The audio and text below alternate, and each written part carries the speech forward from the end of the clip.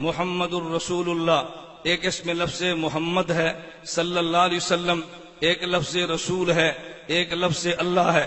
میں کہوں گا ہمارے ایمان کی بنیاد ایک پیغمبر کی ذات ہے، ایک پیغمبر کی بات ہے۔ محمد پیغمبر کی ذات کو کہتے ہیں، رسول پیغمبر کی بات کو کہتے ہیں۔ دیوبندیت کا عقیدہ ہے پیغمبر کی ذات بھی جنت سے آئی ہے، پیغمبر کی بات بھی جنت سے آئی ہے۔ دیوبندیت کا عقیدہ ہے پیغمبر کی ذات بھی معصوم ہے، پیغمبر کی بات بھی معصوم ہے۔ دیوبندیت کا عقیدہ ہے پیغمبر کی ذات بے عیب ہے، پیغمبر کی بات بے عیب ہے۔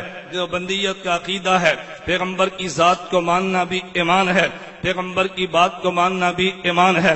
دیوبندیت کا نظریہ ہے محمد کو دیکھ تو کوئی نقطہ نہیں، رسول کو دیکھ تو کوئی نقطہ نہیں، اس محمد اور رسول کو بنانے والے اللہ کو دیکھ تو کوئی نقطہ نہیں ہے۔ پیغمبر کی ذات کو بھی خدا نے بلا عیب بنایا ہے، پیغمبر کی بات کو بھی خدا نے بلا عیب بنایا ہے۔ دیوبندیت کا نظریہ ہے پیغمبر کی ذات بھی محفوظ ہے، پیغمبر کی بات بھی محفوظ ہے۔ قیامت کے دن تک پیغمبر کی ذات میں تغیر بھی نہیں آتا، پیغمبر کی بات میں تغیر بھی نہیں آتا۔ دیوبندیت کا نظریہ ہے جہاں پیغمبر کی ذات ہے وہ مکان بھی تمام مکانوں سے اعلیٰ ہے، جہاں پیغمبر کی بات ہے وہ احادیث بھی تمام باتوں سے اعلیٰ ہے۔ دیوبندیت کا نظریہ ہے پیغمبر کی ذات بھی زندہ ہے، پیغمبر کی بات بھی زندہ ہے۔ نبوت کی ذات نے بھی قیامت تک زندہ رہنا ہے، نبوت کی بات نے بھی قیامت تک زندہ رہنا ہے۔ ہم نے پیغمبر کی ذات کو مانا، پیغمبر کی بات کو مانا۔ پورے دین کو سمیٹ دیا جائے تو محمد رسول اللہ میں دین آتا ہے، اس میں نبوت کی ذات بھی ہے، نبوت کی بات بھی ہے۔ دنیا میں جتنے حملے ہوئے کوئی حملہ پیغمبر کی ذات پر ہے، کوئی حملہ پیغمبر کی بات پر ہے۔ میں قادیانیت کے حوالے سے گفتگو کرتے ہوئے یہ بات کہنا چاہتا ہوں کہ مرزا قادیانی نے نبوت کا دعویٰ کر کے، ختم نبوت کا انکار کر کے نبی کی ذات پر بھی حملہ کیا ہے، نبوت کی بات پر بھی حملہ کیا ہے۔ دیوبندیت نے نبوت کی ذات اور بات کا دفاع کرتے ہوئے مرزا قادیانی کی ذات کو بھی زیر باس لائے ہیں، مرزا قادیانی کی بات کو بھی زیر باس لائے ہیں۔ میں سے ایک سوال کا جواب دینا وکیلانہ طرز پہ ضروری سمجھتا ہوں۔ جب ہمارے علماء حق نے مرزا قادیانی کی ذات پر بحث کی ہے، یہ بے ایمان شراب پیتا تھا، بے ایمان زنا کرتا تھا، بے ایمان خلوت میں نامحرم عورتوں سے اپنی ٹانگیں دباتا تھا، دن میں 100 بار پیشاب کرتا تھا، بے ایمان انگریز کا ٹاؤٹ ایجنٹ تھا۔ بہت سارے لوگوں نے جن کے دل میں دین کا درد تھا مگر دین کا علم نہیں تھا، وہ کہنے لگے مولویت کو مرزا کی ذات پر اعتراض نہیں کرنا چاہیے، مرزا کی بات پر اعتراض کرو۔ ذاتیات پہ تنقید کرنا انسانیت کو زیب نہیں دیتا۔ مولانا محمد علی جلندری نے دیوبندیت کی طرف سے بات کرتے فرمایا مرزا قادیانیت نے مولویت کا دعویٰ نہیں کیا، اس نے نبوت کا دعویٰ کیا ہے۔ مولویت کی بات کو ماننا ضروری ہے، مولویت کی ذات کو ماننا ضروری نہیں ہے۔ جو نبوت کا دعویٰ کرتا ہے پہلے اس کی ذات ہے پھر اس کی بات ہے۔ اور دلیل کے دور میں نبوت کا پہلا خطبہ پیش کیا کہ میرے پیغمبر نے فرمایا لبثت فیکم عمرا، اور مکے والو تمہارے اندر میں عرصہ دراز گزار چکا ہوں، هل وجدتمونی صادقا ام کاذبا، تم نے محمد کو کیسا پایا ہے؟ مکے والے کہنے لگے جربناک غیر مرہ، ہم نے کئی بار تجھے آزما کے دیکھا ہے، ما وجدنا فیک الا صدقا، محمد تجھے سراپا صداقت پایا ہے۔ پھر نبوت نے فرمایا قولوا لا الہ الا اللہ تفلحوا، پہلے محمد صلی اللہ علیہ وسلم نے اپنی ذات کو پیش کیا ہے، پھر پیغمبر نے بات کو پیش کیا ہے۔ میرے نبوت نے پہلے خطبے میں بتا دیا پہلے پیغمبر کی ذات ہوتی ہے پھر پیغمبر کی بات ہوتی ہے۔ قادیانی نے نبوت کا دعویٰ کیا پہلے اس کی ذات کو زیر باس لایا جائے گا پھر اس کی بات کو زیر باس لایا جائے گا۔ پیغمبر کے تم نے دو ناموں کو دیکھا ہوگا، حضرت امیر حمزہ نے جب کلمہ نبوت کا پڑھا ہے تو پہلی دفعہ حضرت امیر حمزہ رضی اللہ عنہ نے نبوت کی خدمت میں پیش ہو کے جو قصیدہ پڑھا تھا، حضرت امیر حمزہ فرماتے حمدت اللہ نہدا فؤادی الی الاسلام والدین الحنیف لدین جاء من رب عزیز خبیر بالعباد بهم لطیف اذا تلیت رسائلہ علینا تحتر دم ذلب الحسیف رسائل احمد من ہداها بآیات مبینۃ الحروف احمد فینا محمد مصطفی فینا مطاع فلا تاسوا بالقول العنیف فلا واللہ نسلمہ لقوم فلما نقض فیہم بالسیوف۔ حضرت حمزہ نے دو لفظ فرمائے، ایک لفظ مصطفیٰ تھا ایک لفظ مطاع تھا۔ مصطفیٰ پیغمبر کی ذات کو کہتے ہیں، مطاع پیغمبر کی بات کو کہتے ہیں. اللہ نبوت کے لیے پیغمبر کی ذات کو چنتا ہے, بات کو حجت قرار دے دیتا ہے. قادیانی تو نے نبوت کا دعویٰ کیا, پہلے تیری ذات دیکھے گیا کہ سر پہ تاج نبوت کو سجایا جا بھی سکتا ہے یا نہیں, پھر تیری بات کو دیکھیں گے. میں اس کو یوں کہتا ہوں, حضرت مولانا ضیاء القاسمی خطیب یورپ ایشیا نے اس بات کو یوں سمجھایا, فرمایا تم نے کبھی دیکھا ہے اگر ٹرک کسی سڑک پہ چڑھے تو پولیس والے یہ نہیں دیکھتے ٹرک کی رفتار کیسی ہے, یہ نہیں دیکھتے ٹرک چلتا کیسے ہے, پہلے ٹرک کو دیکھتے ہیں اس کی لائٹ بھی ہے یا نہیں, یہ چل سکتا بھی ہے یا نہیں. اگر لائٹ موجود نہ ہو پولیس والا چلان کرتا ہے, یہ ٹرک چلنے کے قابل نہیں ہے. ہم نے قادیانی کو دیکھا ہے, اس بھی لائٹ بھی نہیں تھی. جو بندیت نے کہا یہ تو نبوت کی سڑک پہ تو نے کیا چلنا تھا, اگر سب کے چلنے والا ٹرک ہو اسے قبول نہیں کرتے. اس اندھے بے ایمان شخص کو نبوت کے لیے کیسے چنا جا سکتا ہے؟ میں بتا یہ رہا تھا, ایک ذات نبوت ہے, ایک بات نبوت ہے. قادیانیت نے ذات نبوت پہ بھی حملہ کیا ہے, بات نبوت پر بھی حملہ کیا ہے. میں دیوبندیت کے کس کے سرتاج کا نام لوں گا؟ حاجی امداد اللہ مہاجر مکی کو دیکھ لے,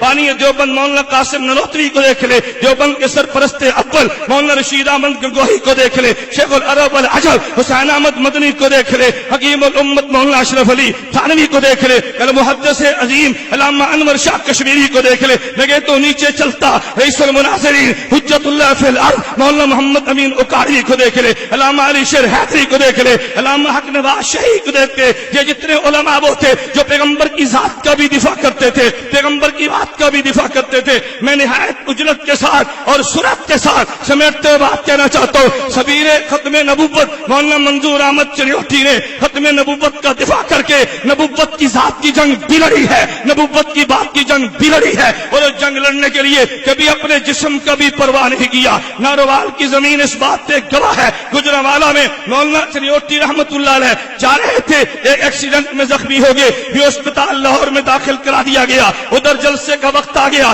رات کو جب ڈاکٹر بڑے گھر چلے گئے, مولانا چریوٹی فرمانے لگے مجھے ایمبولینس میں بٹھاؤ, بٹھا نہیں سکتے مجھے لٹا دو, میں نے پیغمبر کی ختم نبوت کی جنگ لڑنی ہے. اگر آج میں ناروال نہ پہنچا تو مرزائی قادیانی کہیں گے جو بندیت کا بیٹا محمد کا غلام نہیں پہنچا. اسی حال میں پہنچے ہیں, 4 گھنٹے کا سفر کیا, قاضی سڑک سے آگے گاڑی جا نہیں سکتی, فرمایا سٹریچر پہ مجھے لچا کے گاؤں پہنچاؤ. گاؤں پہنچایا گیا. مولانا چریوٹی نے 2.5 گھنٹے ختم نبوت کے گفتگو سٹریچر پہ لیٹ کے کی ہے. رات کو واپس لایا گیا, ڈاکٹر کہنے لگے تمہارے جسم سے خون بہنے لگا. چریوٹی تم کیا کرتے ہو؟ فرمایا یہ خون تو مجھے ملا, میرے محمد کے صدقے ہے, یہ جتنا بہ جائے گا میرا ایمان ہوگا. اسی گجرانوالہ میں مولانا چریوٹی رحمت اللہ علیہ کا ایکسیڈنٹ ہوا, چشتیہ میں جانا تھا, ڈرائیور بھی زخمی ہے, مولانا وہیں سے گاڑی پر بیٹھے زخمی وجود کے ساتھ خون آلودہ کپڑوں کے ساتھ وہاں چشتیہ میں پہنچے. مولانا اس حال میں پہنچے ہو؟ فرمایا جی ہاں, میرے پیغمبر کی ختم نبوت کا مسئلہ تھا. کبھی مولانا گھر میں گئے ہیں تو مولانا کی والدہ کہنے لگی منظور احمد میرے دل کو تو دیکھو, ہر روز پولیس پہرا, ہر روز چھاپے پڑتے ہیں, جب تک میں زندہ ہوں کوئی تھوڑی سی نرمی کر لو, جب میں دنیا سے چلی جاؤں گی پھر شدت اختیار کرنا. مولانا چریوٹی فرمان لگے نہیں ماں تو نے وہ مائی نہیں دیکھی جو بیٹوں کو رخصت کرا کرتی تھی, اگر تو نے دل چھوٹا کر لیا چریوٹی جنگ کیسے لڑے گا؟ اور جملے نے ماں کے دل کی کایا پلٹ لی, کا بیٹا تو ختم نبوت کی جنگ لڑ, میں ماں بن کے تیرے سر پہ ہاتھ رکھا کروں گی. ایک شخص نے مولانا چریوٹی کے بارے میں کتاب چھپ چکی ہے, میں یہ بات بتا رہا تھا, اگر سامنے میں جنرل یا خان آیا ہے ماشاءاللہ لگا تھا مولانا چریوٹی گفتگو کر رہے تھے اور دیوبندیت کی تاریخ کو دوہرا رہے تھے. ایک جرنیل نے کہا منظور احمد تمہیں پتا ہے یہ مارشل لا کا دور ہے, ہم کسی بات کو برداشت نہیں کرتے. مولانا فرمانے لگے ہاں مجھے پتا ہے, لیکن کیسی حکمت کے ساتھ بات فرمائی. فرمایا تم کسی کو کہتے ہو کسی کو کچھ نہیں کہتے؟ کہا جی نہیں ہم تو جو بھی قانون کی مخالفت کرے ہم ہر کسی کے خلاف قانون کو حرکت میں لاتے ہیں. فرمایا نہیں جنرل صاحب یہ بات نہیں ہے,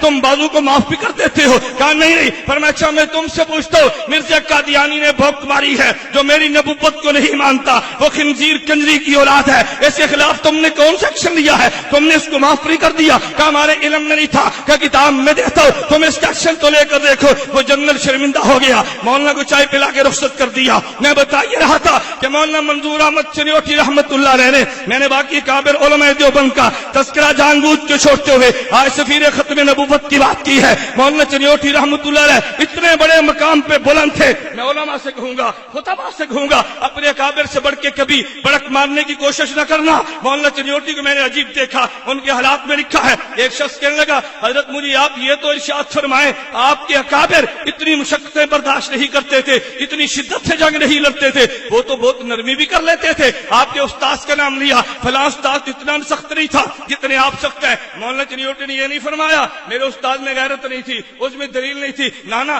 فرمانے لگے میرے استاد نے بھی شریعت پر عمل کیا، ایک عمل رخصت کا ہے ایک عزیمت کا ہے، میں نے عزیمت کو لے لیا، استاد نے رخصت کو لے لیا، میرا استاد بھی ٹھیک ہے میں بھی ٹھیک۔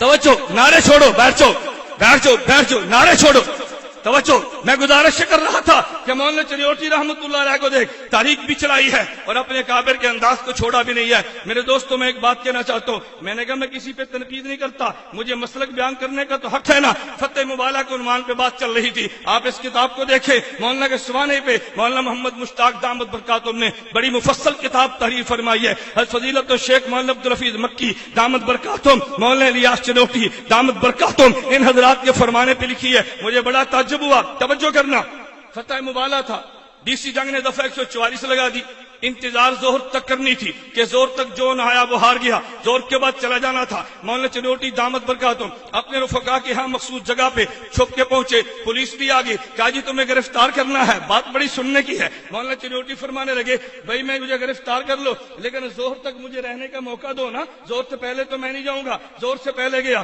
تو وہ کہتے ہیں کہ وہ تو پہلے چلا گیا تھا۔ انہوں نے کہا جی 1 بج گئے ہیں، آپ زہر کی نماز پڑھ لیجیے۔ چنوٹی اس وقت بھی مسلک کا خیال کرتے، فرمانے لگے میں حنفی ہوں، میری زہر کی نماز کے وقت باقی ہے، میں حنفی ہوں، مجھے کوئی جلدی نہیں ہے، میری زہر کی نماز کا وقت باقی ہے۔ اس موقع پر مسلک کو پھر بھی نہیں چھوڑا، 2 بج گئے، فرمایا ٹھیک ہے اب زہر کی نماز پڑھتا ہوں۔ پھر مولانا چنیوٹی وہاں سے روانہ ہوئے، میں نے اختصار سے بات سمجھائی ہے، ایک میرے پیغمبر کی ذات ہے، ایک میرے پیغمبر کی بات ہے، ہم ذات پیغمبر بھی ایمان مانتے ہیں، بات پیغمبر بھی ایمان مانتے ہیں، نبوت کی ذات پہ اعتراض کرے تب بھی بے ایمان ہے، نبوت کی بات پر اعتراض کرے تب بھی بے ایمان ہے۔ علماء دیوبند نے پیغمبر کی ذات کا بھی دفاع کیا ہے، پیغمبر کی بات کا بھی دفاع کیا ہے، اور فتنہ قادیانیت نے نبوت کی ذات پر بھی حملہ کیا، نبوت کی بات پر بھی حملہ کیا۔ میں نے عرض کیا، میں مضمون سمیٹتے ہوئے کہہ رہا تھا، میری بات پہ توجہ رکھنا، صحابیت بنتی ہے ذات نبوت سے، شہادت بنتی ہے ذات نبوت سے، توجہ رکھنا، ولایت بنتی ہے